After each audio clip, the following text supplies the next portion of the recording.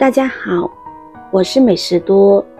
水煮荷包蛋切记不要直接下锅煮，教你一招，煮出来的荷包蛋不散花，无白沫，好看又好吃，圆鼓鼓的，看着就很有食欲，做法特别的简单。今天给大家详细的分享一下。首先我们准备适量的鸡蛋，我们可以看得出来鸡蛋表皮是很脏的，有粪便还有细菌，看不到的大肠杆菌，所以在使用鸡蛋之前一定要将鸡蛋壳清洗干净。虽然鸡蛋外壳我们不吃，但是也要洗一洗，这样打鸡蛋比较放心。很多朋友问，煮荷包蛋个个散花，并且一锅有白沫子，煮开蛋花呢一点都不成型，特别难看。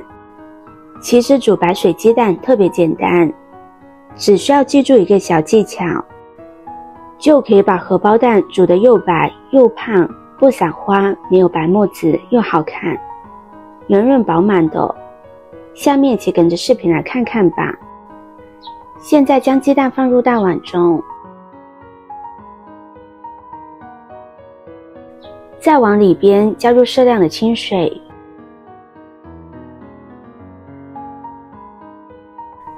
接着加入1勺食盐，在搓洗鸡蛋的时候加入食盐，这样能够简单的消毒杀菌，让洗过的鸡蛋外壳特别的干净，这样我们吃着的时候会更加的放心。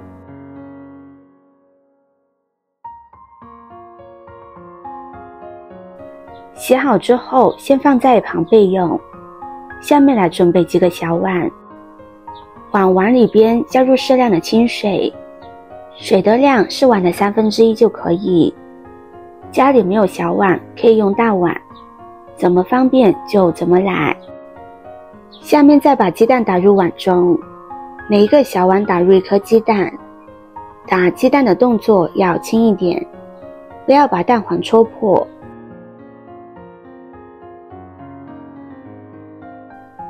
锅中加入适量的清水，开火将水煮开。